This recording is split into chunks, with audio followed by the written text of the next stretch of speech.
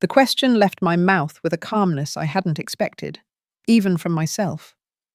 It was a Thursday afternoon, the kind of late autumn day in London where the sky hung low and grey, promising a drizzle that never quite materialised. I had just navigated the labyrinthine aisles of the organic market, my reusable bags heavy with heirloom tomatoes, artisanal bread, and a bottle of a particularly robust Chianti I'd been saving for a quiet evening. My apartment, a cherished sanctuary on the 6th floor of a Victorian conversion in Islington, felt miles away as I wrestled with the grocery haul. Pushing open the heavy oak door of my flat, the familiar scent of old books and dried lavender should have enveloped me. Instead, a faint, unfamiliar perfume, something sweet and cloying, hit me first. Then, there she was.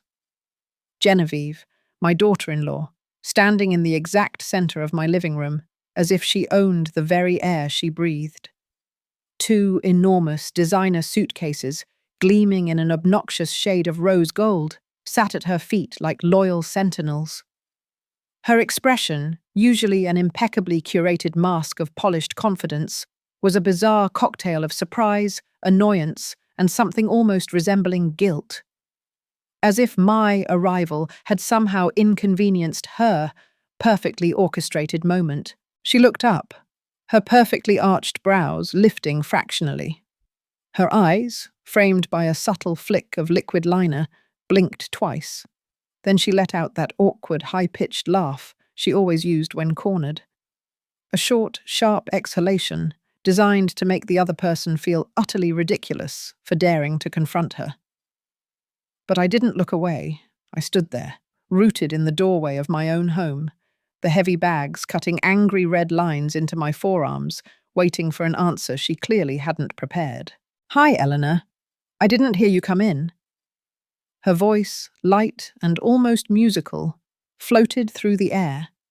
It was a practiced nonchalance, as if we were discussing the merits of a new art exhibition, as if the rose-gold monoliths at her feet didn't exist, as if it were completely normal for her to be in my apartment on a Thursday afternoon without a single call, a single text, a single flicker of consideration for the fact that this was my space, my sanctuary, the one place in the world where I could still breathe without anyone demanding a piece of me. I didn't move. The weight of the bags grew unbearable, but I held on. Something inside me had hardened the exact moment my gaze landed on those ostentatious suitcases. Something that had been soft, yielding, pliable for years, always ready to bend, to accommodate, to sacrifice, had just found its unyielding limit. "Did you ask the owner of this house for permission, Genevieve?" My voice was firmer this time, cutting through her manufactured airiness. She tucked a perfectly highlighted strand of hair behind her ear, a familiar gesture. It was her tell, the little tick she employed when she needed a millisecond to construct a plausible lie, or at least a highly sanitized version of the truth. Her eyes, lined with a light shadow that matched the silken blouse draped effortlessly over her slender frame, darted away from mine for a fleeting second, before returning with that small, condescending smile I so detested. "Eleanor, please don't overreact. Marcus and I just need to stay for a few days. They're doing renovations on our flat, and the noise is unbearable. The contractors start at 6 in the morning and don't leave until 7 at night. We can't sleep. We can't work. We simply can't live like this. We thought it wouldn't be a problem to come here. After all, you live alone, and you have 2 rooms you don't even use." There it was. That exquisitely crafted sentence, honed over years of implicit assumptions, which encapsulated precisely what my family thought of me. You live alone, and you have space you don't use. As if my entire existence were an empty vessel, waiting to be filled by the convenient overflow of other people's needs. As if the quiet stillness of unoccupied rooms automatically transformed my home into a communal resource, perpetually available to anyone who required it. As if my 68 years of navigating this complex world didn't grant me the fundamental right to decide how, when, and with whom I shared my most intimate space. I finally stepped fully into the apartment, the oak door thudding shut behind me with a decisive finality. I walked past Genevieve, past the gleaming suitcases, and dropped the grocery bags onto the polished surface of my antique dining table. The sound of the glass bottle of Chianti clinking against the wooden surface, the soft thump of canned goods, resonated louder than I expected in the sudden quiet. Genevieve took a minute step back, barely perceptible, but I noticed it. Her carefully constructed composure was cracking. The discomfort, like a subtle stain, was beginning to filter through that polished mask of certainty she always wore. I stood by the table, my hands resting on the smooth wood, without making any move to put away the groceries, without moving toward the kitchen as I normally would have. I could feel the frantic thrum of my own pulse beating in my fingertips. It wasn't fear, not exactly. It wasn't nervousness in the traditional sense. It was something deeper, something akin to the feeling of reaching a precipice, a point of no return. "Does Marcus know you're here?" The question was rhetorical. I already knew the answer, or at least I had a very strong suspicion. But I needed to hear it. I needed to confirm what I already suspected, that my son, my only son, had allowed this, that he had been an active participant in this plan from the very beginning, that they had both, in their collective wisdom, decided my consent was an inconvenient formality, entirely unnecessary. Genevieve let out a long theatrical sigh, a carefully orchestrated performance of exasperation, as if I were the one being unreasonably difficult. "Of course, he knows, Eleanor. It was his idea, actually. He's just finishing up some things at the office and is coming later with the rest of our stuff. I thought he would have called you to let you know." "He didn't call you?" "No, he didn't call me." And that silence, that profound absence of a simple phone call, spoke volumes, communicating everything I needed to know without a single uttered word. My son, Marcus. The boy I had raised alone, single-handedly, after his father, a fleeting shadow in our lives, had vanished when Marcus was just 7 years old. The same Marcus I had fed, clothed, and educated with the meager earnings from my double shifts, cleaning offices by night, serving coffee by day. The same Marcus who, as a small boy, would wrap his arms around my neck and whisper promises of taking care of me forever. That very same son now found it perfectly acceptable to orchestrate a move into my home without a hint of consultation, as if I were merely an extension of his convenience, a resource at his unquestioning disposal. I walked toward the suitcases, the rose-gold behemoths that now seemed to mock me from the middle of my living room. I stood in front of them, scrutinizing them as if they were strange, alien objects, recently fallen from another planet. They were undeniably expensive, one of those flashy brands Genevieve often flaunted on her meticulously curated social media feeds. Shiny, new, probably purchased during one of those frequent, extravagant trips they took every other month, while I was still making do with the same worn, reliable suitcase I had bought 15 years ago at a clearance sale. "And you both thought this was acceptable, Genevieve? Showing up at my house with your belongings, without asking me if I agreed, without even considering for a moment that perhaps I had other plans, that perhaps I value my privacy, that perhaps I don't want people living here." Genevieve crossed her arms defensively over her chest. Her posture shifted, the relaxed nonchalance melting away, replaced by an unmistakable defensiveness in every taut line of her body. "Eleanor, you're Marcus's mother. We're family. I don't understand why you're making this so complicated. It's just for a few days, maybe a week. It's not like we're asking you for something impossible. Besides, I thought you'd be happy to have company. You always say this house feels empty." Empty. That single word reverberated in my head, echoing with the chilling finality of a funeral bell. Yes, I had mentioned, once, fleetingly, that the house sometimes felt quiet after my sister Clara had moved in with her daughter last year, filling the space with their vibrant energy before finding her own place. But there was a colossal, unbridgeable chasm between quiet and empty.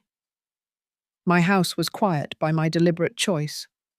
Because after decades of unrelenting noise, of incessant demands, of being perpetually available for everyone else but myself, I had finally, gloriously found peace in the stillness. But Genevieve, with her characteristic talent for selective listening, had seized upon that casual confession, twisting it into a convenient justification. As if my moment of vulnerability, my fleeting admission of a human emotion, somehow granted her carte blanche to invade my space. As if acknowledging that I sometimes felt lonely was tantamount to a desperate plea for someone to come and fill every corner of my life without the slightest courtesy of an invitation. Listen to me carefully, Genevieve. My voice was low, almost a whisper, but infused with an ironclad resolve. Genevieve stopped moving. Something in my tone, a new, unyielding quality, made her truly pay attention for the first time since she had arrived. This house can feel however it wants to feel to me. It can be quiet, or it can be full of noise. It can be empty, or it can be complete. But what it will never, ever be is available for anyone to use without my explicit permission. I am the owner of this house, Genevieve. Not a convenient option for when you have a problem. Not a free hotel. My house. She opened her mouth to reply, but at that exact moment, we heard the familiar click of a key in the lock. The door opened, and Marcus walked in, my son, carrying 2 more bags, his face sporting that carefree, boyish smile he always wore when he believed everything was perfectly under control. "Mom! Good thing you're already here. Genevieve explained it to you, right? We're just going to be here for a week, 2 maximum. You'll see. You won't even notice we're here. Won't even notice they're here." Marcus's words hung in the air, absurd in their casual dismissal of my entire existence, as if they were the most reasonable, self-evident statement in the world. He dropped the bags onto the polished wood floor next to the rose-gold suitcases, dusted his hands on his designer jeans, and looked at me with that infuriatingly familiar expression. It was the same face he had made when he was 12 years old, coming home late after a pickup basketball game with his friends, expecting me not to be angry because, after all, he was just being a normal boy. Except Marcus wasn't 12 years old anymore. He was 42, and I was no longer that young, perpetually exhausted mother who succumbed to every disarming smile because I was simply too tired to fight another battle. I stood by the dining room table, my hands still resting on the cool wood, watching him enter my apartment as if it were his own undisputed territory, as if the last 40 years hadn't passed, as if continuing to be his mother automatically meant I had relinquished any expectation of basic respect or consideration. Marcus walked closer, his intent clear. He leaned in, attempting to give me a customary kiss on the cheek. I didn't move. I didn't pull away, but I didn't lean toward him either. I remained exactly where I was, a silent, unyielding monument. He must have sensed something in my posture, an invisible barrier, because he stopped halfway, a flicker of confusion briefly crossing his face, before being quickly replaced by a wider, more forced smile. "What's wrong, Mum? Did you have a bad day? A bad day?" As if my reaction was merely the product of a passing mood. As if the problem was that I had endured a particularly long queue at the bank, or that London traffic had been exceptionally heavy. Not that my son and daughter-in-law had made the executive decision to move into my home without so much as a preceding conversation. Not that they had treated me as if my opinion were utterly irrelevant. Not that they had simply assumed that my life, my space, my hard-won peace were readily available resources for their convenience. I didn't have a bad day, Marcus. I had a profoundly unpleasant surprise arriving home, and finding your wife settling in here without anyone asking me if I was okay with it." Marcus let out a short, genuine laugh, a burst of incredulity, as if he had just heard a truly amusing anecdote. He ran a hand through his carefully styled hair, that familiar gesture he employed when he thought someone was dramatically overreacting, and shook his head. "Mum, please don't be dramatic. I called you twice this morning, and you didn't answer. I thought you were out, and that we could just get settled while you were gone. It's not a big deal." I looked over at Genevieve, who was now standing next to the burgeoning pile of suitcases, her arms still crossed over her chest, observing the exchange with a mixture of discomfort and something that looked dangerously like satisfaction. As if my confrontation with Marcus was conveniently proving something she had long suspected, that I was difficult, that I was unreasonable, that I was the stubborn obstacle in a situation that, to her, should have been utterly simple. "You called twice, Marcus, and when I didn't answer, you decided that was sufficient authorization to move into my house." "We're not moving in, Mum. We're just staying for a few days."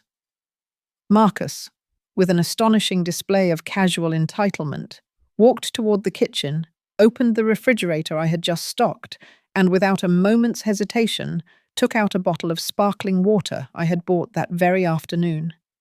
He uncapped it and drank directly from the bottle. That small gesture, so utterly insignificant to any outside observer, felt like a thunderous confirmation of everything I had been thinking. He genuinely saw no distinction between his space and mine. To him, my house was merely an extension of his. My refrigerator, my food, my privacy. Everything was part of a shared, undifferentiated territory where he had unlimited, unquestioned access. I closed my eyes for a brief moment, pressing my thumb and forefinger against my temples, trying to control the pressure I felt building in my chest. It wasn't anger yet. It was something deeper, far older. It was the accumulated weight of decades of being the person who always yielded, who always understood, who always placed the needs of others so far before her own that her own needs had become invisible, even to herself. It was the sheer exhaustion of having spent my entire adult life being useful, available, convenient for everyone, except myself. "How many days is a few days, Marcus?" My voice, when it came, was laced with a weariness that surprised even me. He shrugged, still drinking from the bottle, his gaze avoiding mine. "A week, 2 maximum. The contractors said they'd finish quickly. It's just until we can sleep in our own bed again without waking up to the sound of drills at 6 in the morning. 2 weeks.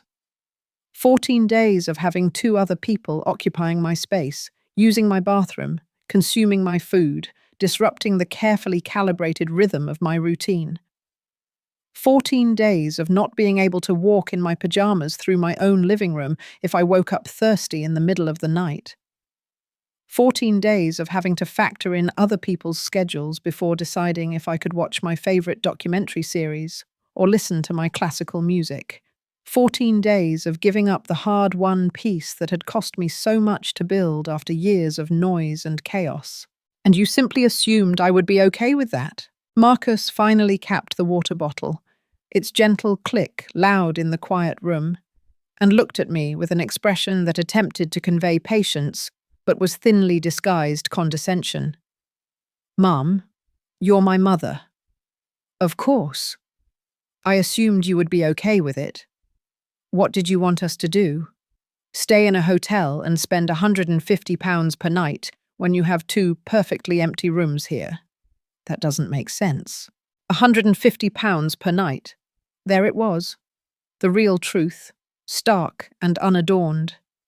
It wasn't about them needing me, not truly. It wasn't about them craving quality time or seeking my company. It was about money, about economic convenience. The undeniable fact that utilizing my apartment for free made infinitely more sense than paying for their own temporary comfort.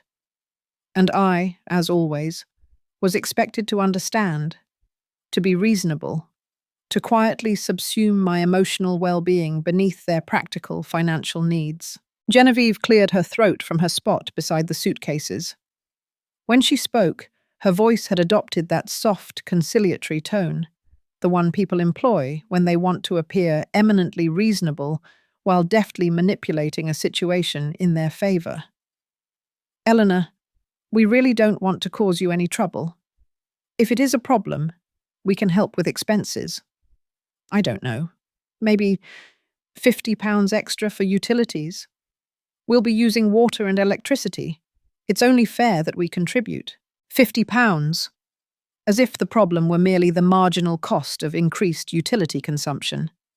As if I could affix a monetary value to my privacy, to my routine, to the quiet mornings where I sat on my balcony with a cup of coffee and simply existed, without having to be a mother-in-law, a hostess, or any other role that others implicitly or explicitly needed me to play. It's not about money, Genevieve. My voice came out more tired, more defeated than I had intended. Marcus approached again, this time placing a hand on my shoulder, with that familiar gesture he had used 1,000 times to soften me, to disarm me. Then what is it about, Mum? Just tell me what's bothering you and we'll fix it. You want us to buy the groceries? Perfect. No problem. You want us to clean everything before we leave? We can do that too. You want us to be quiet in the mornings? We'll be quiet as mice. Tell me what you need and we'll do it. And what I needed was for them to have asked me beforehand. What I needed was for them to have considered, for even a fleeting moment, that perhaps I had the fundamental right to say no.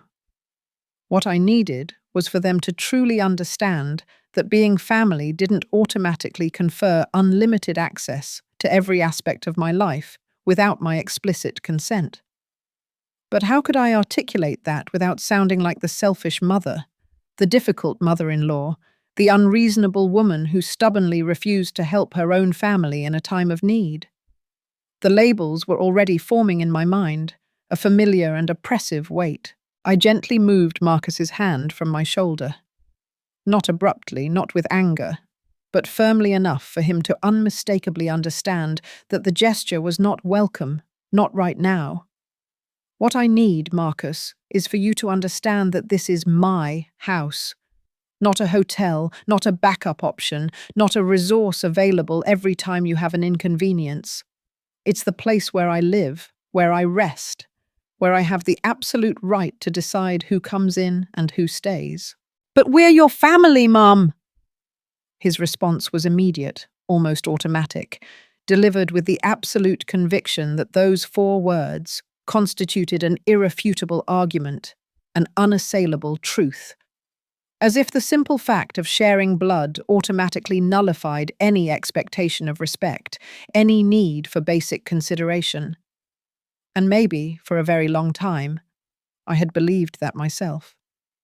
Maybe for years, I had quietly accepted that being family meant always being available, always understanding, always willing to sacrifice my own needs for theirs.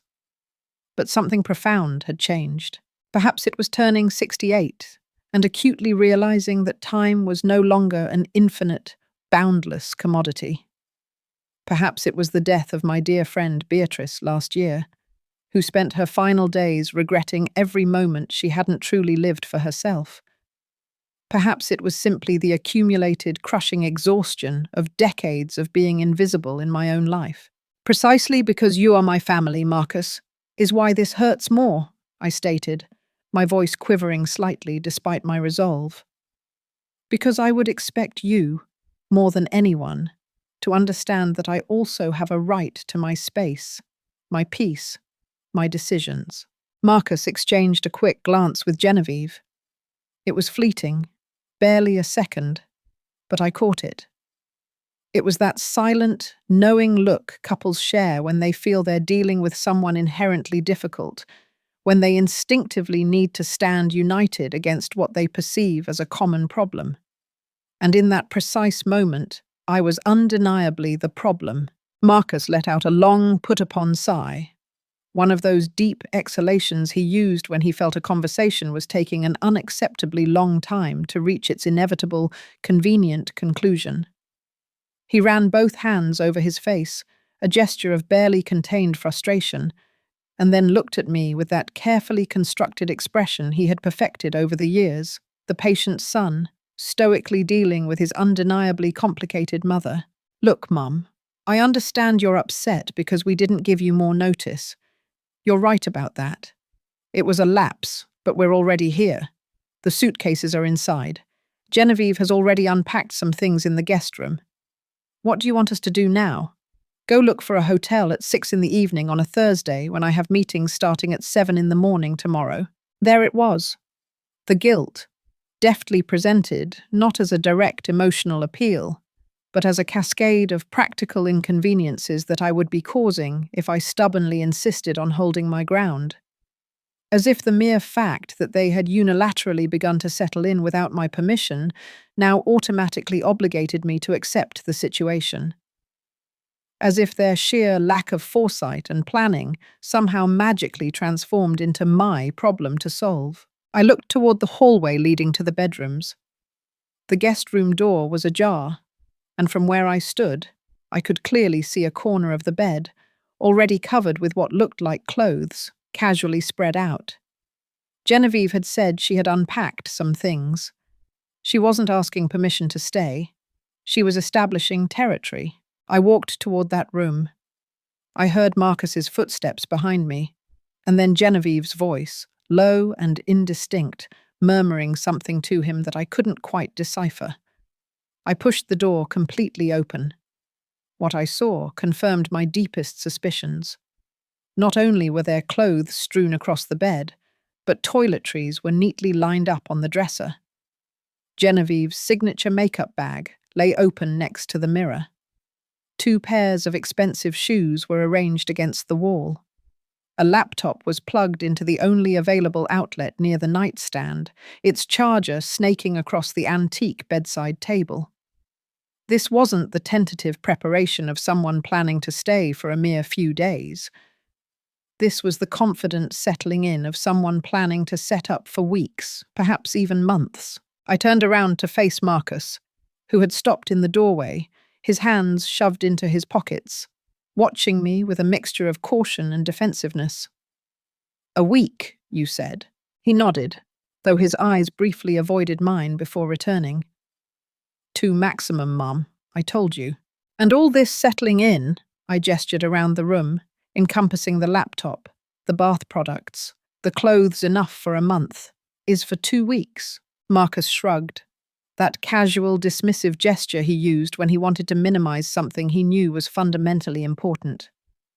"Genevieve needs to work from here, and obviously we brought what we needed to be comfortable. We weren't going to live out of a suitcase for 2 weeks. Comfortable." That word resonated in my head, a jarring discord. They needed to be comfortable. In my house, in my space, using my resources. And I apparently simply needed to be understanding. I left the room and returned to the living room, where Genevieve was now sitting in my favorite armchair, the one by the window. The armchair I had bought 3 years ago after saving meticulously for months, a reward for finally retiring. She had her phone in her hand, scrolling through the screen with the casual, absorbed concentration of someone with no immediate worries. When she heard me enter, she looked up and offered another one of those small, practiced smiles. "Eleanor, we really are going to be as little trouble as possible. You won't even notice we're here. I work online, so I'll be in the room most of the day. Marcus leaves early and comes back late. We can buy our own food if you want, or cook for the 3 of us. Whatever you prefer." Whatever I prefer? As if all these options she was so generously presenting were genuine. As if she were truly offering me decision-making power, and not simply variations of a situation I had never agreed to in the first place. I walked closer to the armchair where she was sitting. I didn't say anything immediately. I just stood there, looking down at her, waiting to see if she would understand what I was communicating without a single word. She blinked. The smile began to slowly fade, replaced by a flicker of uncertainty. After a few uncomfortable seconds, she got up from the armchair with an awkward, jerky movement. "Sorry, did you want to sit here?" I didn't want to sit there. Not really. What I wanted was for her to understand, truly understand, that every square inch of this apartment was mine. That this armchair wasn't just an available seat for anyone who needed it, but the very place where I spent my quiet afternoons reading, where I sat with my morning coffee, watching the city wake up. The place where I had cried after Beatrice's funeral. The place where I had finally gathered the courage to quit that exhausting job at the coffee shop and embrace my retirement. Marcus entered the living room at that moment, and the palpable tension must have been visible, because he stopped halfway, his gaze darting between Genevieve and me, as if trying to assess the gravity of the situation. "Mum, can we talk for a moment? Just you and me," I nodded. Maybe a private conversation with my son, away from Genevieve's subtle reinforcement of his position, would allow him to truly hear what I was trying to say. We walked into the kitchen. Marcus leaned against the cool granite counter, crossed his arms, and looked at me with an expression that attempted to be serious, but primarily conveyed impatience. "Okay, Mum, talk. What's really bothering you? Because I feel like there's something more than just the fact that we didn't call you beforehand. There was something more." Of course, there was something more. But how could I explain to my son that what truly bothered me was the accumulation of years of feeling invisible? How could I tell him that this incident with the suitcases was only the most recent, most flagrant manifestation of a pattern that had been repeating itself for decades? "You bother me, Marcus." The words, when they came, felt like a release, raw and honest.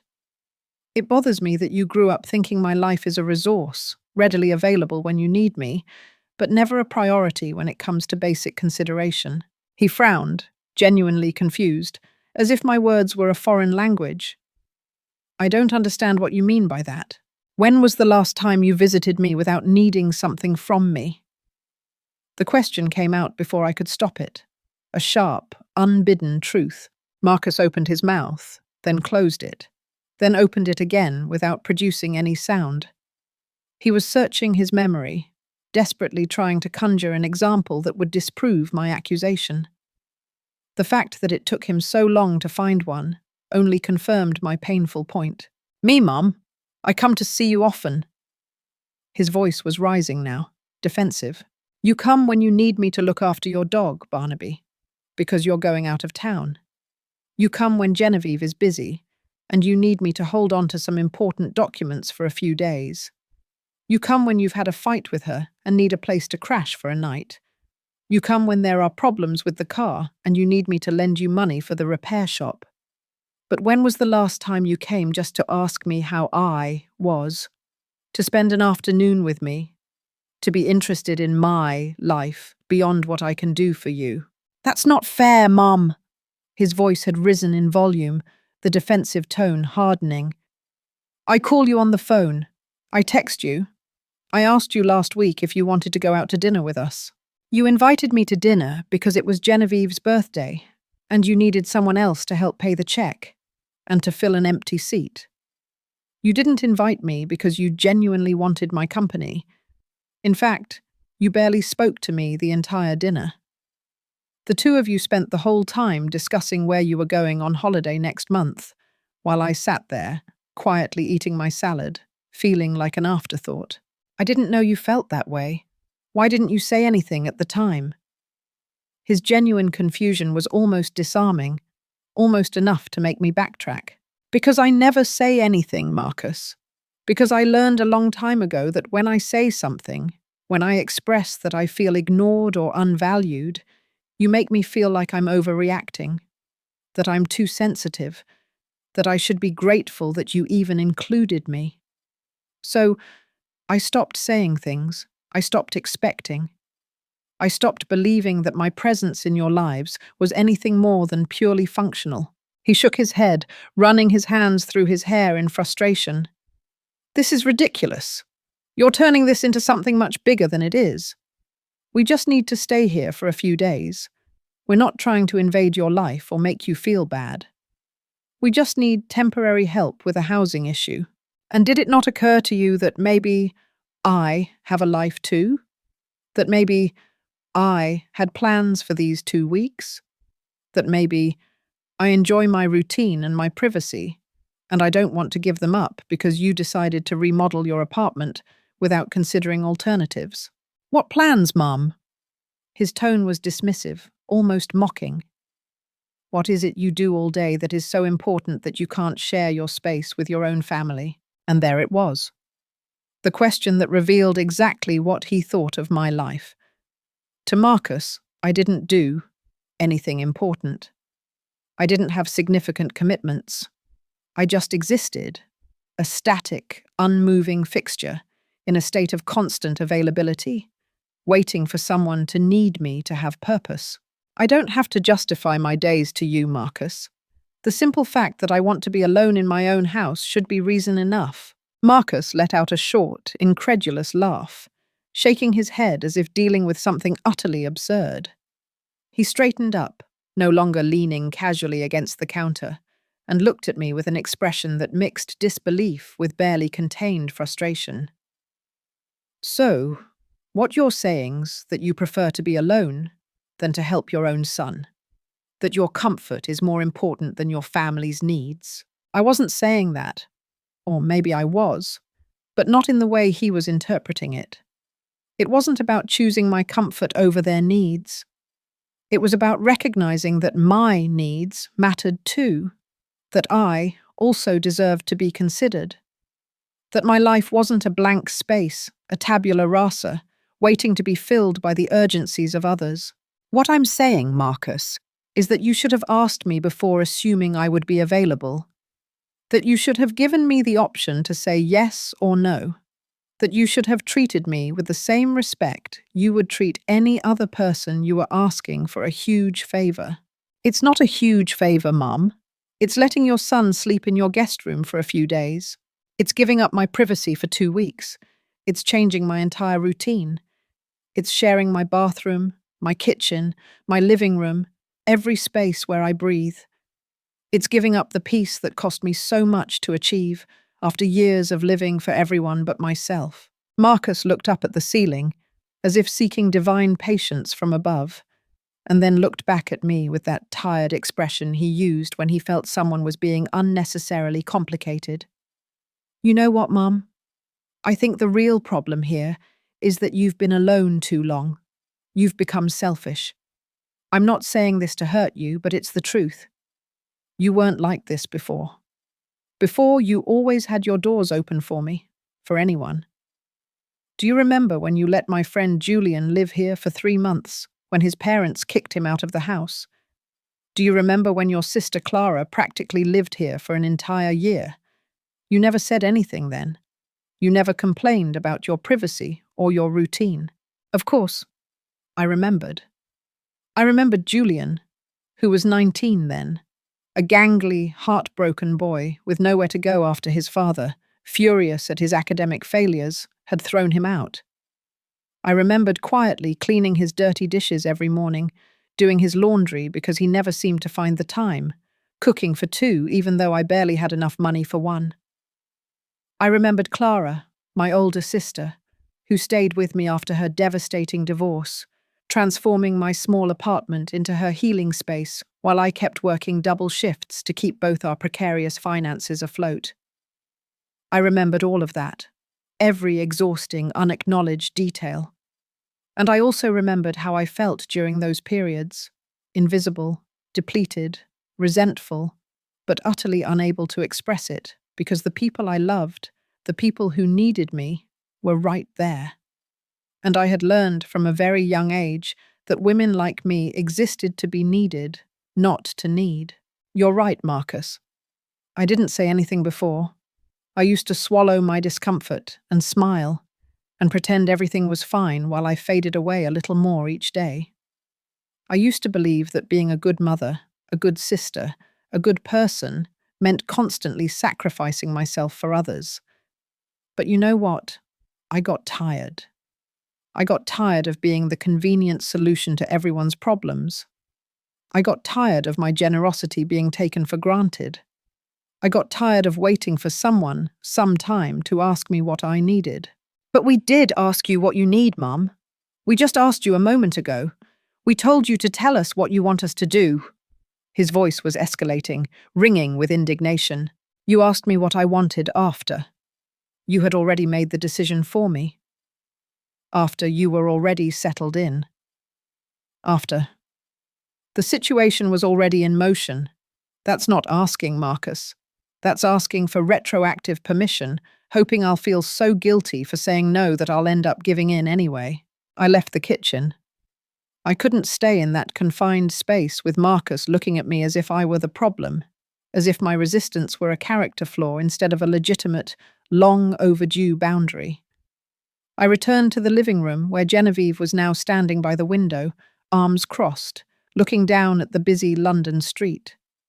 She turned when she heard me enter, and for the first time since her arrival, I saw something different in her expression. It wasn't the confident self-assurance from before. There was caution there now, maybe even a sliver of genuine worry. Marcus came out of the kitchen behind me, and the silence that filled the living room was so dense I could almost feel it pressing against my skin. None of the three of us spoke for a moment. We just stood there, forming an uncomfortable, charged triangle of accumulated tension. Finally, it was Genevieve who broke the silence. Her voice had lost that casual, confident lilt. Now it sounded more careful, as if she were choosing every word with meticulous precision. Eleanor, if you really don't want us to stay, we can find another solution. We truly don't want you to feel uncomfortable in your own house. I looked at Marcus, expecting him to immediately back up what his wife had just said. But he was looking away, his jaw tense, clearly annoyed at how this entire, supposedly simple situation was unfolding. And in that moment, I understood something I should have, perhaps understood years ago. My son wasn't going to defend me. He wasn't going to admit they had made a mistake. He wasn't going to validate my feelings or apologize for assuming my life was at their unquestioning disposal, because to him, I was still that mother who always said yes, that mother who moved mountains to make things easier for him, that mother whose love was measured in silent sacrifices and ignored needs. And any deviation from that ingrained pattern wasn't personal growth on my part, but a flaw that needed to be corrected, swiftly and decisively. I sat down in the armchair by the window, the one Genevieve had vacated just minutes ago. My legs felt suddenly heavy, weak. My whole body felt an almost bone-deep fatigue. In reality, it wasn't just the physical exhaustion from having hauled groceries or stood through this endless conversation. It was a deeper weariness, the kind that accumulates over decades of carrying the emotional weight of other people's lives, with no one ever offering to help lighten my own. I want you to explain something to me, I began, my voice clear despite the weariness. And I want an honest answer. Marcus finally looked at me, his arms crossed over his chest in a defensive posture. What do you want us to explain? If the situation were reversed, if I showed up at your apartment with my suitcases without notice, saying I needed to stay for 2 weeks because there was a problem with my building, would you welcome me without a second thought? I saw the exchange of glances between Marcus and Genevieve. It was quick, barely a second, but it was enough. They both knew the answer, and they both knew the answer was profoundly different from what they so easily expected from me. Genevieve cleared her throat, searching for the right words, for a diplomatic evasion. Well, we would have to think about it. Our apartment is smaller, and we both work from home now. It would be complicated with the space and exactly, it would be complicated. You would have to think about it. You would consider your needs, your space, your comfort, and you would be completely within your rights to do so. No one would judge you for protecting your privacy. No one would call you selfish for wanting to keep your routine intact. No one would expect you to sacrifice your peace of mind just because I'm family. But you're my mother, Mom. It's different. Marcus had taken a step toward me, his hands outstretched as if trying to explain something glaringly obvious that I was stubbornly refusing to grasp. Why is it different, Marcus? Does being your mother automatically mean I have less right to my own life? Does it mean my needs matter less than yours? Does it mean I can be ignored, invaded, taken for granted because my primary role is to serve you? I'm not saying that, his voice was sharp, but you are demonstrating it, Marcus. With every decision you make without consulting me, with every assumption that I'll be available, with every time you minimize how I feel because it doesn't align with what you need me to be. I got up from the armchair and walked toward the suitcases that were still by the entrance, glaring, rose gold symbols of contention. I looked at them as if seeing them for the first time, not just as physical, concrete objects, but as representations of something much larger. They embodied years of unestablished boundaries. They symbolized decades of implicitly teaching my son that my space was his space, that my time was his time, that my life was a shared resource he could take from without asking. And I had been the one who taught him that. I had created this pattern. For years I had prioritized being the perfect mother, the available mother, the mother who never said no, without realizing that in doing so, I was slowly but surely erasing any expectation of reciprocity or respect. Marcus approached, putting his hand on my shoulder again, more gently this time, a tentative olive branch. Mum, please don't make this harder than it has to be. We just want a place to sleep for a few days. We're not trying to take anything from you. But you are taking something from me, Marcus. You're taking away the ability to decide about my own life. You're taking away the right to say no without being punished with guilt. You're taking away the possibility of existing as something more than an extension of your needs.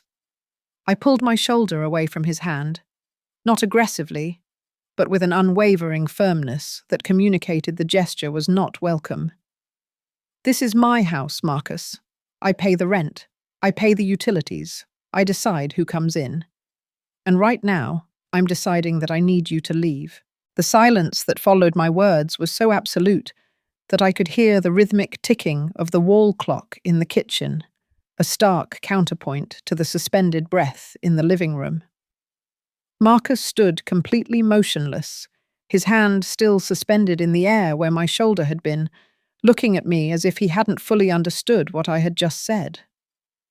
Genevieve let out a small sound, somewhere between a gasp and a disbelieving, choked laugh. What did you say? Marcus's voice sounded strange, higher pitched than usual, as if the words had gotten stuck somewhere between his throat and his mouth. He ran a hand over his face, took a deep, shuddering breath, and then looked at me with an intensity I hadn't seen in years. Mum, please tell me you're joking. I'm not joking. I need you to take your things and leave. Genevieve stepped forward, her hands raised in a gesture intended to be conciliatory, but which actually conveyed barely contained desperation. Eleanor, wait. We can talk about this. If we did something wrong, we can fix it. You don't have to kick us out. We're family. Family. That word again, thrown like a shield, used as an irrefutable justification, as if it were an automatic pass that annulled any need for basic respect. As if sharing blood meant I had to tolerate anything, accept any invasion, forgive any lack of consideration. Precisely because you are family is why this hurts so much, I repeated, my voice now steady, clear.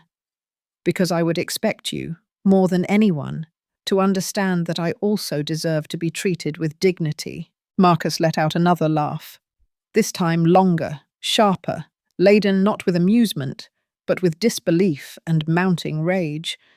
He turned around, walked a few steps toward the window, then returned, as if the physical movement helped him process the utterly unbelievable scenario unfolding before him. This is crazy. You're being completely irrational. Are you going to kick us out onto the street? Your own son? Why? Because we arrived a few hours before we could talk to you? Because we didn't follow some ridiculous protocol you just invented? I didn't just invent anything, Marcus. Asking before moving into someone's house isn't a ridiculous protocol. It's basic respect. It's what you would do with any other person in your life. It's what you would expect others to do with you. He shook his head, his hands on his hips, looking at me as if he were seeing a stranger, a completely unrecognizable person. I can't believe you're doing this after everything we've done for you. That sentence fell between us like a heavy stone in quiet water. Everything they had done for me. I waited for him to elaborate, to tell me specifically what that everything he was referring to was, but he didn't continue. He just stood there, breathing heavily, as if those words alone constituted an irrefutable argument. Everything you've done for me, I echoed, the phrase tasting bitter on my tongue. Tell me, Marcus, help me remember. What exactly have you done for me that justifies me having to give up my peace of mind? Marcus opened his mouth, then closed it. He looked at Genevieve, seeking support, but she was looking down at the floor, biting her lower lip. He looked back at me, and now there was something different in his expression.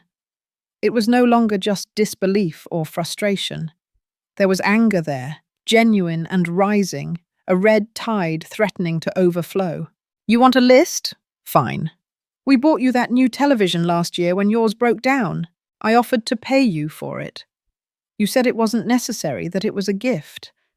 And then you mentioned it at every family dinner for the next 6 months as an example of your boundless generosity. We took you to the doctor when you sprained your ankle, because I had no way to get there, and you were passing by here on your way home. And you dropped me off at the hospital entrance. You didn't go in with me. I waited 3 hours alone until a nurse got me a taxi to go back. We invite you out to dinner every time we celebrate something. You invite me when you need someone else to pay part of the bill, or when you need to look good in front of other people by showing your good children who include their mother. But at those dinners, you talk amongst yourselves, check your phones, make plans that don't include me. I'm just there as family decoration. Marcus took a step toward me, and there was something dangerous in his movement now. Not physically threatening, but laden with an emotion that was about to overflow, unchecked. You know what your problem is, Mum? That nothing anyone does for you is enough. There's always something wrong. There's always a but. You always find a way to make yourself the victim. I'm not making myself the victim, Marcus. I'm setting a boundary. There's a huge difference. No. What you're doing is punishing me because your life didn't turn out the way you wanted. Because Dad left. Because you had to work so hard. Because you feel lonely. And now when I finally have some stability, when I can finally ask you for a favor, you decide this is the perfect time to charge me emotional debts for things that happened decades ago. His words felt like physical blows, each one designed to hurt me, to make me doubt, to turn my legitimate boundary into an act of unjustified revenge. And the most painful, gut-wrenching part was that there was a fragment of truth in what he was saying. Yes, I felt lonely sometimes. Yes, I had carried resentments for years, a heavy, unseen burden. Yes, there were moments when I looked at my life and wondered where all the time had gone, all the energy, all the version of myself that existed before I became a mother, an employee, the person everyone needed me to be. But that didn't change the fundamental fact that I had a right to my space, that I deserved to be consulted, that my life wasn't a territory available for invasion just because my son decided he needed it. You're right about one thing, Marcus. My life didn't turn out the way I wanted. But you know what part didn't turn out the way I wanted? The part where I raised a son who sees me as a resource instead of a person. The part where I spent so many years being useful that I forgot how to be valued. The part where I convinced myself that love was measured in silent sacrifices and ignored needs. Genevieve intervened, her voice shaky but striving for an impossible reasonableness. "Eleanor, please, we understand you're upset. We understand we made a mistake by not consulting you first. But kicking Marcus out, kicking out your own son, is a disproportionate reaction. It's cruel, cruel." That word resonated in my head, a fresh wound. It was cruel to protect my space. It was cruel to set boundaries. It was cruel to say no. But it wasn't cruel to arrive unannounced. It wasn't cruel to assume my life was at their disposal. It wasn't cruel to minimize my feelings or treat me as invisible. The cruelty, it seemed, only went in one direction. You know what's truly cruel, Genevieve. Raising a son alone for decades, sacrificing every dream I had, working until my hands bled and my back could no longer straighten, all to make sure he had opportunities I never had. And then, when I finally have a little peace, a little space to breathe, discovering that to him, I'm just a convenience, a place to stay when it's cheaper than a hotel. Marcus had raised his voice now, and his cheeks were flushed red with contained, furious emotion. "I didn't ask to be born. I didn't ask for Dad to leave. I didn't ask for you to have to work so hard. Those were your decisions, your circumstances. You can't blame me for that now. I'm not blaming you for any of that, Marcus. I'm blaming you for not seeing that I am a person too, for treating me as if my only function is to make your life easier, for arriving here today and acting as if my consent didn't matter." He walked closer to the suitcases, grabbed one of them with more force than necessary, and looked at me with a mixture of pain and rage that made it difficult to hold his gaze. "You know what? You're right. We're leaving. I don't need this. I don't need to be in a place where I'm clearly not welcome, where my own mother treats me like a stranger. I'm not treating you like a stranger, Marcus. I'm treating you with the same standard you treat me, without prior consideration." Marcus lifted the suitcase, stumbling slightly with its weight, and headed toward the door. Genevieve followed him, taking the other suitcase, but before reaching the exit, she turned around to look at me one last time. "I hope this is worth it, Eleanor. I hope your space and your peace are worth losing your son." "My son isn't lost because I set a boundary. If he leaves and doesn't come back, it's because he chose to value his comfort more than our relationship.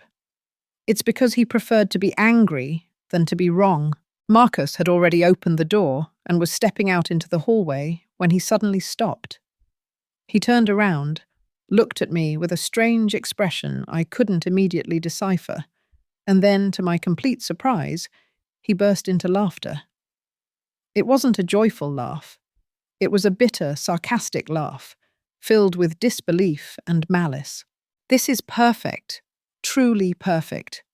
Wait until I tell everyone how my mother kicked me out of her house for daring to ask her for help. Wait until the family hears about this. Wait until Aunt Clara knows that generous Eleanor, the one who always has her doors open, has now become so selfish that she won't even help her own son." There it was, the veiled threat, the promise that if I maintained my decision, he would make sure everyone knew what kind of terrible, unfeeling mother I had become. That he would call my sister, my cousins, anyone who would listen, and tell them his meticulously crafted version of events. A version where he was the innocent victim, and I was the cruel, unreasonable mother who had abandoned him in his moment of need. For a second, I felt the familiar weight of guilt pressing against my chest. That automatic, deeply ingrained impulse to yield, to apologize, to say that it had all been a misunderstanding and that, of course, they could stay. That instinct that had been cultivated over decades of being the person who kept the peace, who avoided conflict at all costs, who sacrificed her own comfort and well-being to avoid being seen as difficult. But then I remembered something my dear friend Beatrice had told me 3 months before she died. We were sitting in her hospital room, the sterile air thick with the smell of antiseptic and fading hope. She had taken my hand, her fingers frail and barely possessing strength, and had looked at me with those tired eyes, that had seen too much of life's harsh realities. "Eleanor," she had whispered, her voice barely audible above the constant beeping of the machines. "The biggest mistake I ever made was worrying more about what people thought of me than what I thought of myself. I spent 70 years trying to be what others needed, and now that I'm dying, I can't remember a single moment when I truly lived for myself." Those words had been echoing in my head, a persistent, mournful refrain ever since her funeral. And now, standing across from my son and his implicit threat to destroy my carefully constructed family reputation, I understood that the moment had come to finally decide what truly mattered more: the fleeting image others had of me, or the profound, unassailable truth of who I really was. "Go ahead, Marcus. Call whoever you want. Tell them whatever you want. If your version of events is that you respectfully asked permission and I denied you help without reason, then so be it. But we both know that's not the truth. We both know you arrived here unannounced, assuming my house was your house, treating me as if my consent were utterly irrelevant." Marcus dropped the suitcase on the floor with a loud thump. His eyes were bright now, not with tears, but with pure, unadulterated rage. "You know what, Mum? You're right. I didn't ask permission. And you know why? Because I never thought I would have to ask my own mother for permission to stay in her house for a few days. Because I grew up believing that family helped each other unconditionally. Because you taught me throughout my entire childhood that the doors of this house would always be open to me." "I taught you wrong then," I replied, my voice unwavering, steady.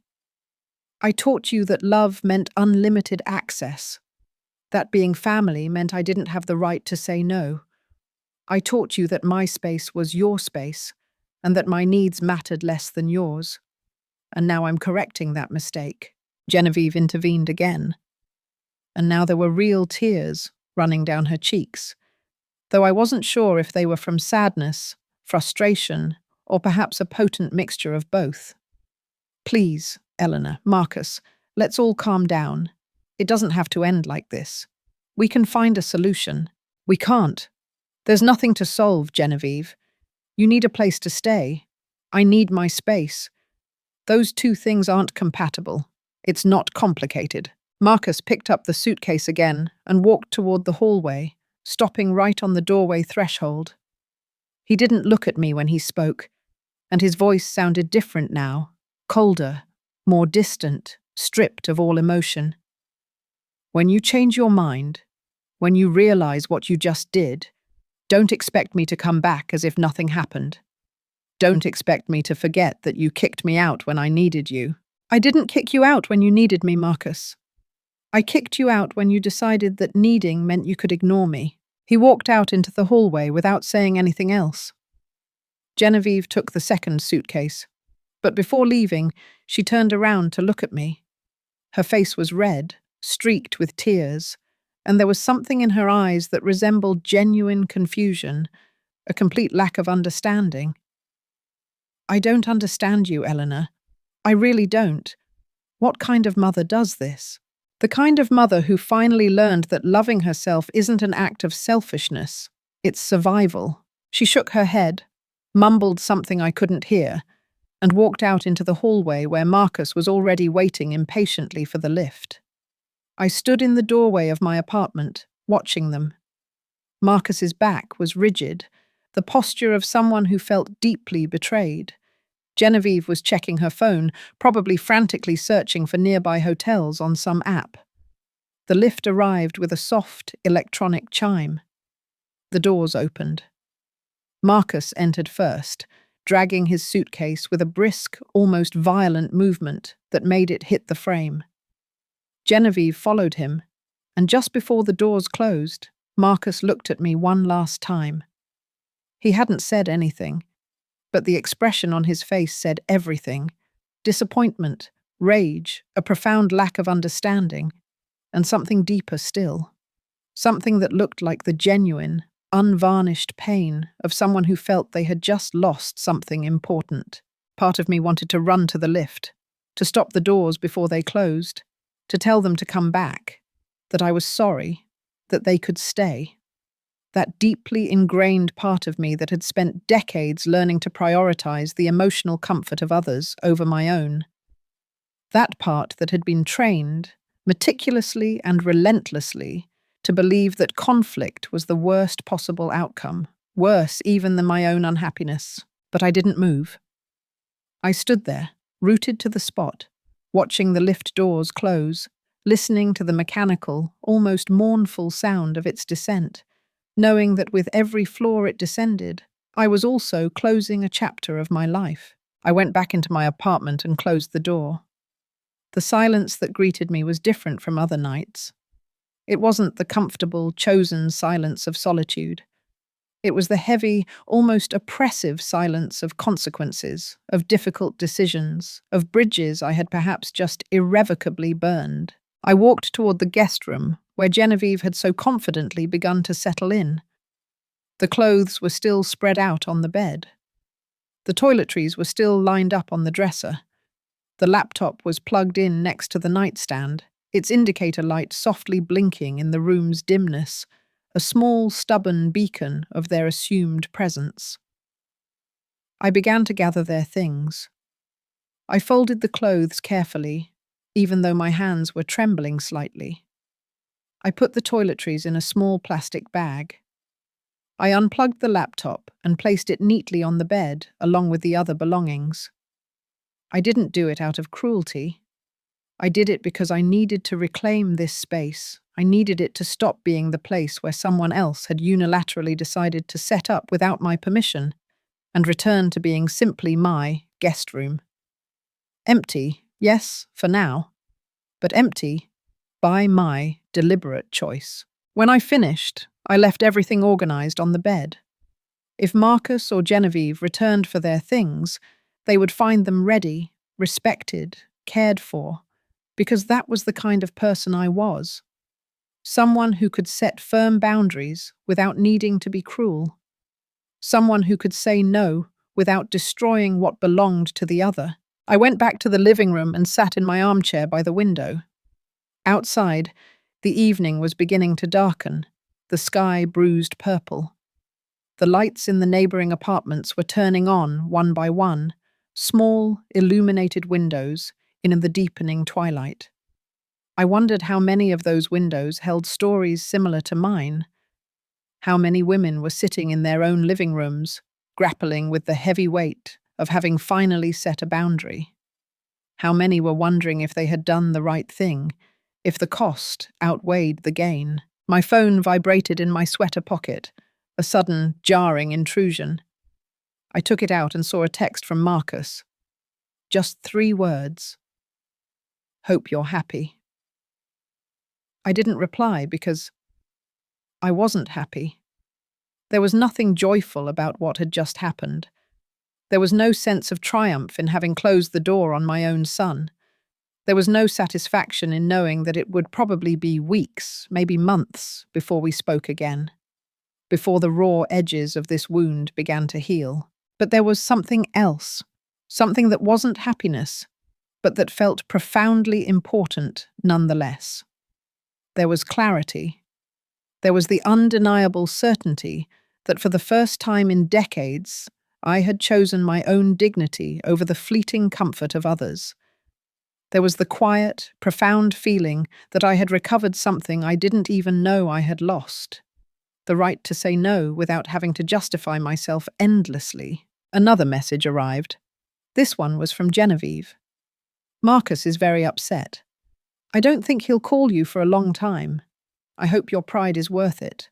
My pride? As if setting boundaries was a mere matter of pride. As if protecting my space was an act of vanity instead of self-care. As if the problem was my resistance and not their invasion. I turned off the phone. Not because I was running away from the consequences of my actions, but because I needed silence.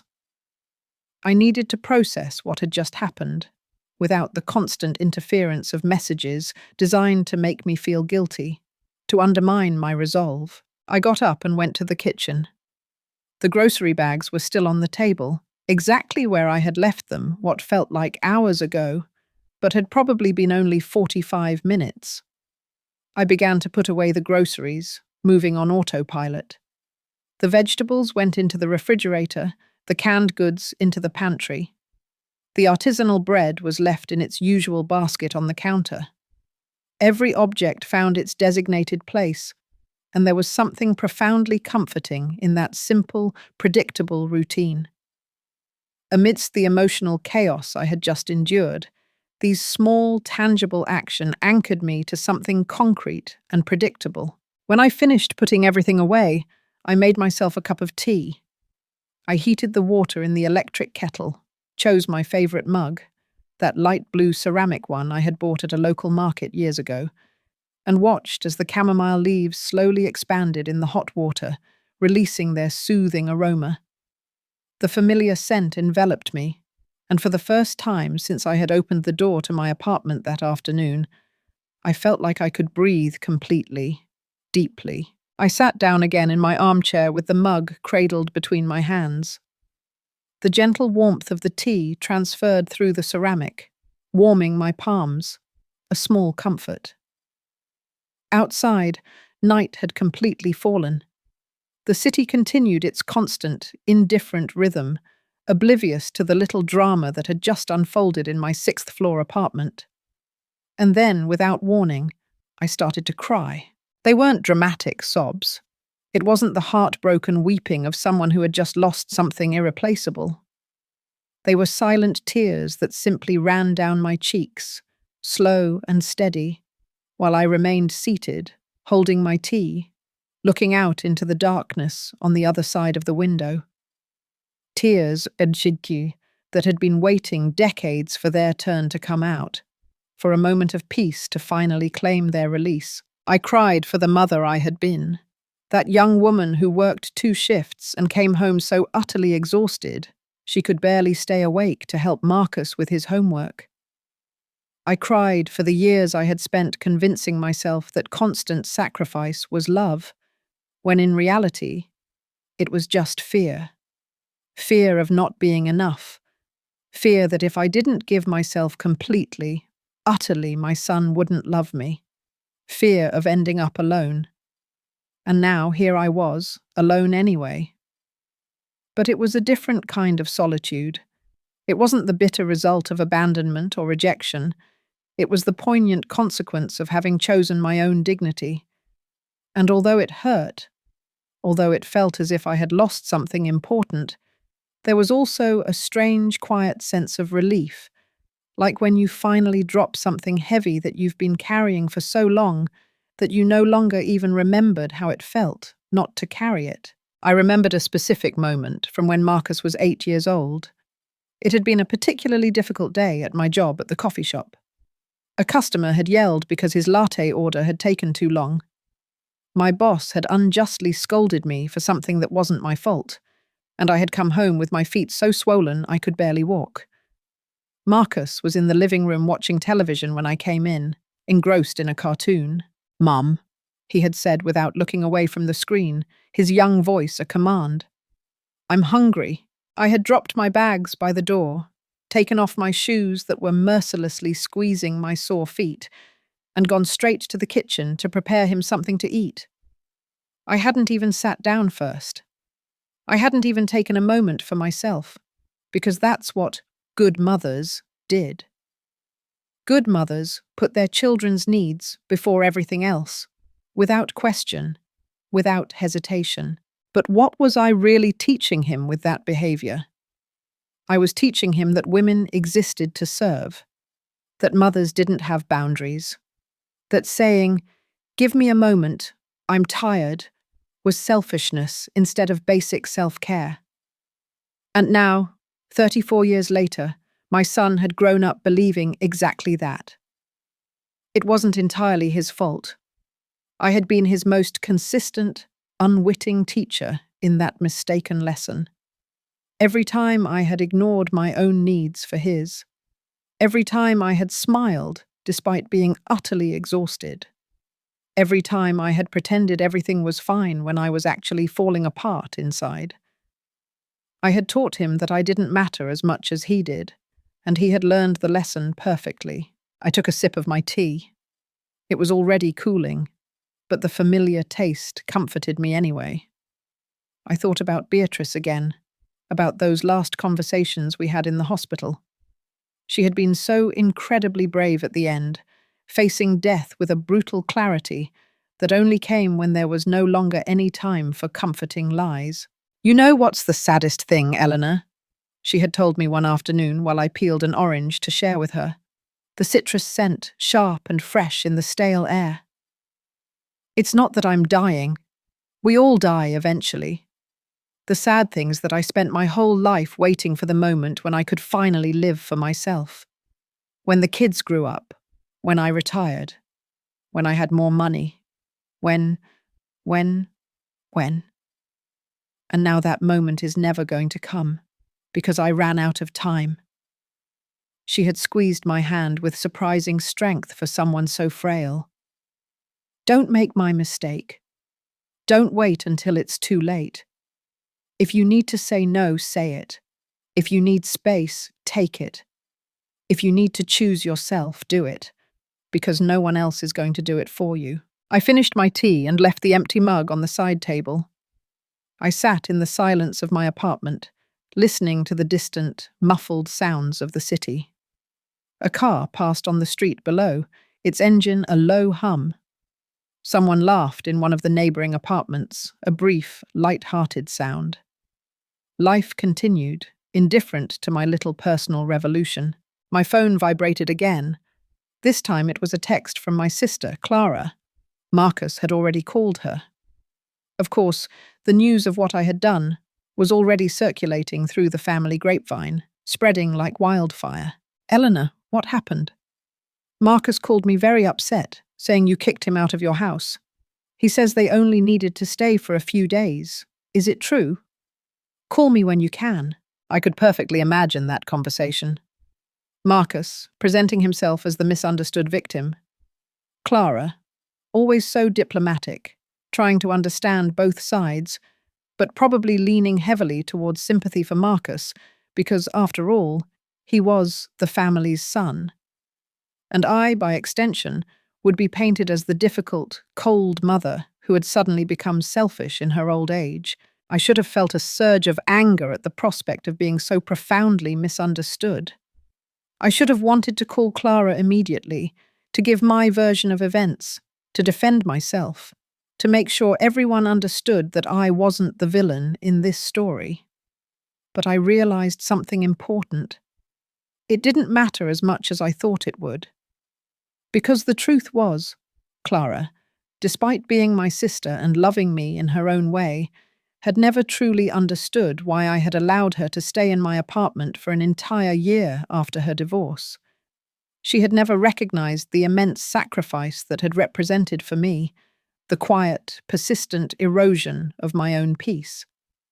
She had assumed, like everyone else, that I had plenty of space and plenty of time and plenty of energy left over, because that was what women like me had. Scraps of ourselves to distribute to whoever needed them. I wasn't going to call her, at least not that night. Maybe tomorrow. Maybe the day after tomorrow. Or maybe never. Maybe it was time to simply let people think whatever they wanted to think. Maybe it was time to stop spending my precious energy trying to control the narratives others built about me. I got up from the armchair and walked toward my bedroom. As I passed the guest room, I took a quick glance. Genevieve's things were still there, neatly arranged on the bed. I would have to call Marcus tomorrow to tell him he could come pick them up whenever he wanted, but that was a problem for tomorrow, not for tonight. In my room, I changed slowly. I put on my most comfortable pajamas, that soft cotton set that was a little worn but felt like a warm hug. I washed my face, brushed my teeth, followed every step of my nightly routine with deliberate slowness, a ritual of self-care. Every action was a silent affirmation. This is my space. This is my time. This is my life. I got into bed and turned off the light. The darkness enveloped me, and with it came a thought I hadn't expected. Relief. Pure and simple relief. I wouldn't have to wake up early tomorrow because of the sudden noise of other people moving around my apartment. I wouldn't have to share the bathroom or wait my turn to make coffee. I wouldn't have to modulate my behavior or consider the unspoken needs of others before deciding what I wanted to do with my day. But along with the relief also came the weight of the pain. Because my son was angry with me. Because there was a palpable rupture in our relationship that I didn't know when or how it would be repaired. Because I had chosen my peace over his comfort. And that choice had consequences I would have to face, bravely and without apology. I allowed myself to feel both things at the same time. The profound relief and the deep pain. The certainty of having finally done the right thing, and the sadness of the consequences. The strength of having set boundaries, and the vulnerability of not knowing what came next. I closed my eyes and let sleep gradually arrive. Before falling completely asleep, I had a final thought. Maybe this was what it truly meant to grow up. Not when you formally became an adult, not when you had a job or a house or even a child, but when you finally learned that loving yourself wasn't selfishness. It was responsibility. It was justice. It was the only way to live with integrity. And with that thought, I finally let myself drift off to rest. I woke up the next day with the sunlight gently streaming through my bedroom window, painting soft stripes on the duvet. For a moment, in that hazy, peaceful space between sleep and waking, everything seemed normal, as it had for so many years. But then the memory of what had happened the night before returned with the force of a cold wave, a sharp, unwelcome jolt, and I lay there, looking at the ceiling, slowly processing the profound, undeniable fact that I had kicked my son out of my house. I got out of bed and followed my morning routine as I always did.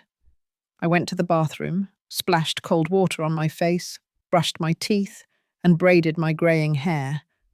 Every familiar action helped anchor me to the present, to remember that life, in its relentless momentum, continued despite the emotional drama of yesterday. But when I left my room and walked toward the kitchen, I couldn't help but look toward the guest room. The door was still ajar. Genevieve's things were still on the bed, neatly folded, waiting to be claimed. A silent testament to the evening's confrontation, I made coffee. The rich, invigorating aroma filled the kitchen as I took out my favorite mug and waited for the coffee maker to finish its work, the gentle gurgle a comforting sound. I poured myself a cup, added a little cream as always, and sat down by the living room window. Outside, Friday morning in London was in full swing. People were walking briskly to their jobs, a sea of commuters. Kids in school uniforms were on their way to school, their laughter echoing from the street below. The world kept spinning, completely oblivious to the small, personal earthquake I had experienced just hours before. My phone was on the side table where I had left it the night before. I turned it on with some apprehension, knowing there would probably be more messages. And there were. 3 more from Clara, each one more insistent than the last, tinged with a blend of concern and thinly veiled judgment. One from my cousin Isolde, asking if I was okay, in her typically blunt fashion. And then one from Marcus that simply said, "I'm coming by this afternoon to pick up our things. You don't need to be here if you don't want to." I read that last message several times, trying to decipher the true tone behind the words. Was it consideration? Was it coldness, a deliberate distancing? Was it his way of giving me an out, of allowing me to avoid an awkward, potentially painful confrontation? I wasn't sure. But what I did know was that I wasn't going to hide in my own house. If Marcus was coming to pick up his things, I would be here. I replied with a simple, direct message. "I'll be here. Ring the doorbell when you arrive." I spent the morning cleaning. Not because the apartment was particularly dirty, but because I needed to keep my hands busy. to channel the nervous energy still thrumming through me. I vacuumed the entire living room, the rhythmic whir of the machine, a meditative hum. I wiped the kitchen counters until they shone, every surface gleaming under the morning light. I changed the sheets on my bed, even though I had changed them just 3 days earlier. It was physical therapy, a way to process the whirlwind of emotions still churning inside me, to assert control over the tangible when the emotional felt so volatile. Around noon, I finally decided to call Clara. Not because I felt I owed her an immediate explanation, but because she was my sister, and despite everything, I cared what she thought. I dialed her number and waited as it rang, a slow, deliberate chime. "Eleanor, thank goodness. I've been worried sick all night." Clara's voice sounded genuinely distressed, and something in me softened a little, a tiny crack in my armor. "Hello, Clara. Sorry I didn't answer sooner. It was a difficult night. Marcus told me what happened. Well, he told me his version. I want to hear yours." At least she hadn't automatically assumed Marcus was right, and I was wrong.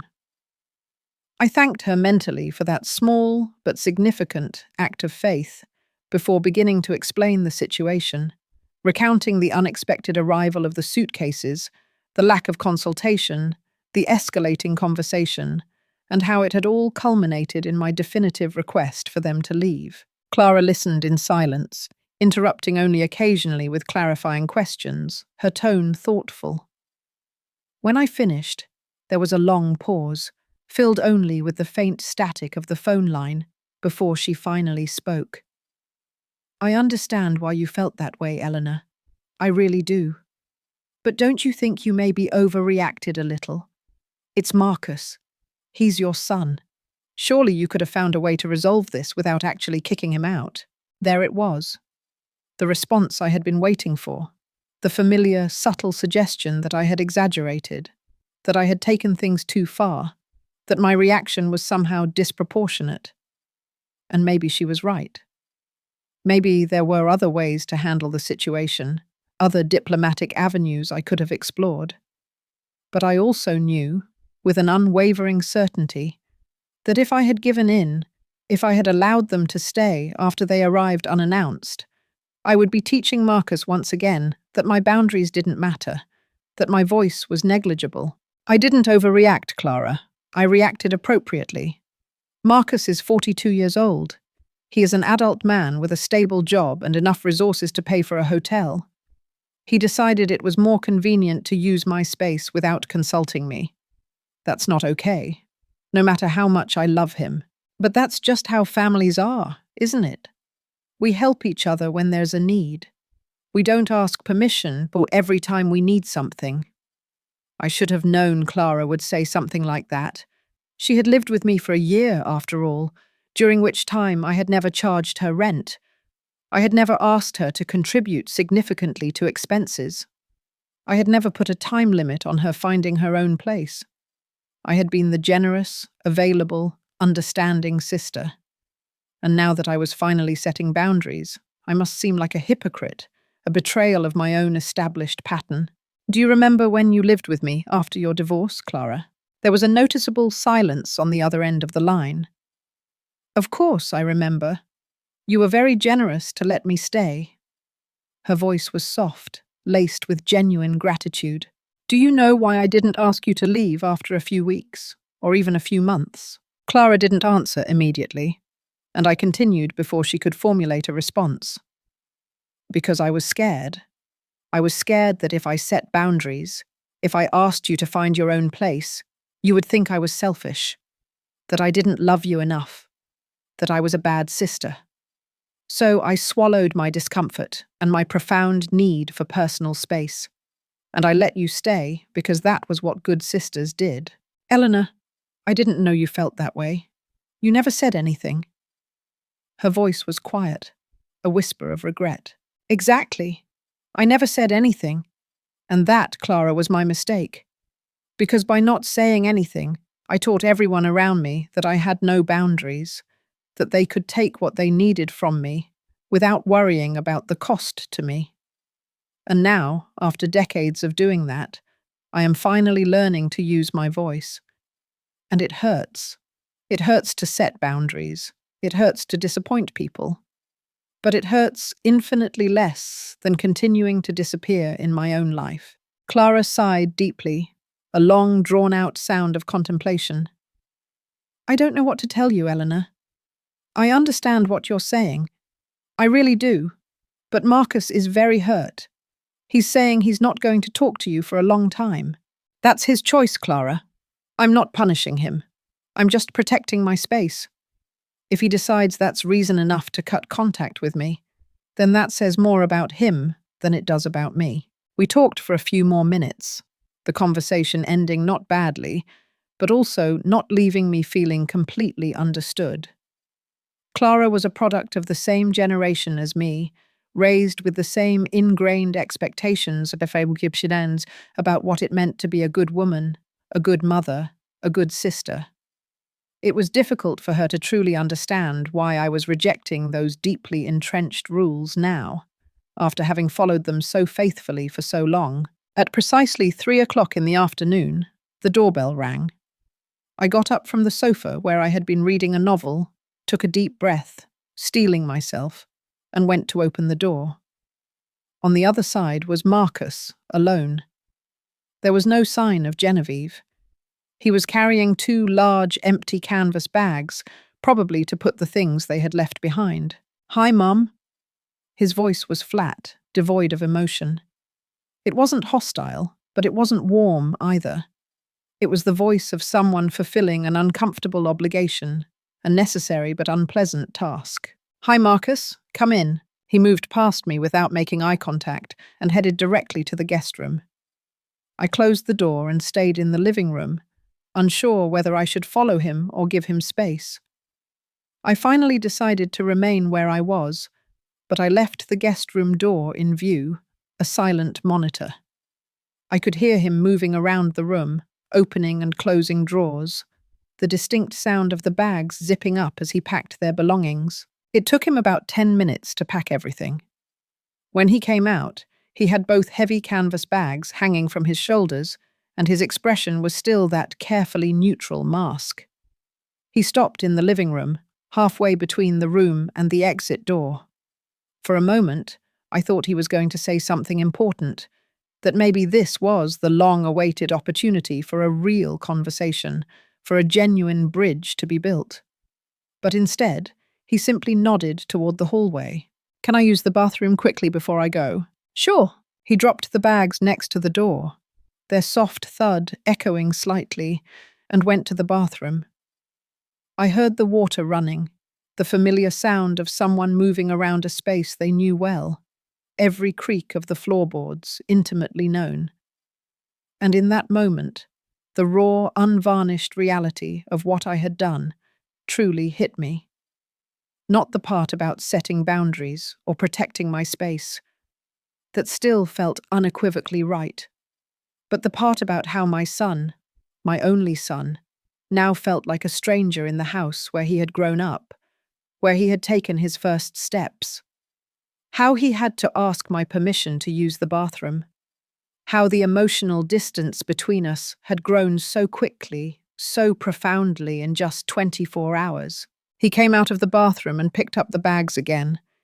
He headed toward the door, and I followed him, my heart a heavy, persistent drum in my chest. He opened the door, stopped on the threshold, and finally he looked directly at me. His eyes, though still distant, held a flicker of something undefinable. "Is there anything you want to say, Mum?" There were so many things I wanted to say. I wanted to tell him that I loved him, fiercely and unconditionally. I wanted to explain to him one more time, with endless patience, why I had had to do what I did. I wanted to ask him if we could ever have a relationship again, a relationship where I was seen as something more than a convenient resource. But what came out of my mouth was something different, something imbued with a new resolve. "I love you, Marcus. I will always love you, but I am no longer going to sacrifice my well-being to avoid your discomfort. If that means we go a while without speaking, then so be it. But the door will always be open for a relationship where we both respect each other mutually. He nodded slowly, his gaze holding mine, as if processing my words, weighing their profound implications. He didn't say he loved me too. He didn't say he understood. He just nodded, a slight, almost imperceptible movement. "Goodbye, Mom. Goodbye, Marcus." The door closed behind him with a soft sound that resonated much louder than it should have in the sudden, echoing silence. I stood in that same spot for several minutes, looking at the closed door, listening to the absolute quiet that filled my apartment. There were no footsteps in the hallway, no voices, just a profound, empty silence. I walked back to the living room and sat in my armchair by the window. My hands were trembling slightly, so I clasped them tightly in my lap and took a deep breath, trying to calm my racing heart. I had done it. I had maintained my boundary, even when my son had come to pick up his things with that hurt expression on his face. Even when every fibre of my motherly being wanted to run after him, apologize, beg him to come back, to undo the irreversible. The following days passed with a strange, almost ethereal slowness. I woke up every morning and followed my routine: coffee, shower, breakfast. But everything felt different now. There was a palpable weight in the air, a constant, low-level awareness that I had broken something. Although I wasn't entirely sure if what I had broken was my relationship with Marcus, or simply the dysfunctional, unspoken pattern we had maintained for decades. Clara called me twice more that first week, her tone shifting subtly with each call. On the second call, her voice was no longer just worried. There was something else there, a tentative vulnerability. "Eleanor, I've been thinking a lot about what we talked about when I lived with you after my divorce." I heard the sound of her taking a breath on the other end of the line, as if gathering courage for a difficult admission. "I never properly thanked you for that year. I never truly acknowledged what you sacrificed to give me space, to give me a haven. I just assumed you were fine with it, because you never said otherwise. But I should have asked. I should have been more considerate." I hadn't expected that apology. I felt something loosen in my chest, a tight knot I hadn't even known was there. "Thank you for saying that, Clara. It means a lot." "Maybe you were right about what you told Marcus," she continued, her voice softer still. "Maybe we all just assumed you would always be available, that you would always say yes, that you would never have your own needs. It's a hard truth to face." 2 weeks passed before I received the next message from Marcus. It wasn't an apology. It wasn't even a full conversation, just a photo. It was an image of him and Genevieve in front of what looked like their newly renovated apartment, the facade sparkling clean. The accompanying message simply said, "Renovations are finished. We're back home now." It didn't mention anything about what had happened. It didn't ask how I was. It was a cold, factual message, the kind of update you would send to a distant acquaintance rather than your mother. But it was something. It was a thin, fragile thread of communication, and I decided to take it for what it was, a small, tentative first step. I replied, "I'm glad you're comfortable in your space now. Take care." There was no reply after that. The days turned into weeks, then into a full month. I continued with my life, following the rhythm I had painstakingly built. I went to the organic market on Thursdays, as always. I met my friends, Ilara and Beatrice's sister, for coffee on Tuesdays. I devoured books I had been putting off for months, losing myself in stories. I spent whole afternoons sitting on my balcony, simply watching the city's pulse below, something I had never allowed myself to do, when I had always been waiting for someone to need me, to call me, to demand my time. And slowly, very slowly, I began to notice something profound. The heavy blanket of guilt I had been carrying, that constant, nagging feeling that I had done something terrible, something unforgivable, began to diminish. In its place appeared something different. It wasn't happiness exactly, not the buoyant, carefree kind. It was more like peace, a profound, settled calm, like the feeling of having finally put down something impossibly heavy after carrying it for so long that your arms had forgotten how it felt to be free. 1 month after the incident, I was at the market choosing the ripest, reddest tomatoes when my phone rang. It was Marcus. A real call, not just a text. My heart sped up, a sudden, familiar flutter, as I looked at his name on the screen. I carefully placed the tomatoes back in their crate and moved away from the bustling crowd before answering, my voice a little breathless. "Hello? Hello, Mum." His voice sounded different. It had lost that defensive edge, that weary impatience it had carried the last time we spoke. There was a vulnerability there, a tentative softness. "How are you?" "I'm fine, Marcus. And you?" There was a long pause. I could hear background noise, maybe traffic, a muffled city hum, as if he were walking down a busy street. "I've been thinking a lot about what happened, about what you said." I didn't say anything, waiting patiently, giving him the space to continue, to say what he needed to say. "You were right, Mum. Not about everything. I still think you could have handled it differently, but you were right about the main thing. I arrived without asking. I assumed you would be available because you always have been, and that wasn't okay." His voice was barely a whisper now, filled with a quiet humility. I felt something loosen in my chest, something that had been tight, constricted for weeks. A profound sense of release. "Thank you for saying that, Marcus. Genevieve and I have been talking, a lot. She says she's always felt like I take you for granted, that I treat your generosity as if it were an obligation instead of a gift. And I think she's right." I listened to the words come out of my son's mouth and felt something I hadn't felt in a very long time. Hope.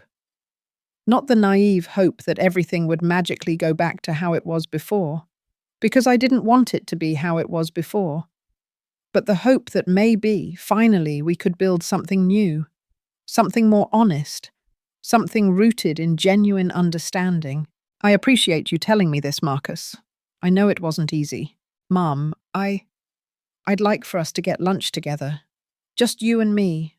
No Genevieve, no pressure. Just to talk. Would you like that?" I surprised myself by smiling, a real, genuine smile that reached my eyes. "I would love that, Marcus. I truly would." We agreed to meet the following Saturday at a small, unassuming restaurant halfway between our apartments. When I hung up, I realized that tears were running down my cheeks again. But these were different from the ones I had cried that first night.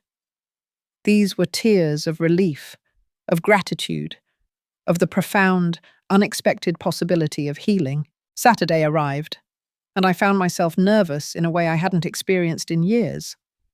I changed clothes 3 times before settling on a simple, elegant brown dress that made me feel both comfortable and dignified at the same time. I arrived at the restaurant 5 minutes early and waited at a table by the window watching the passers-by. Marcus arrived exactly on time. He looked different, too. There was something in his posture, in the way he approached the table, that was more humble, less assertive than before.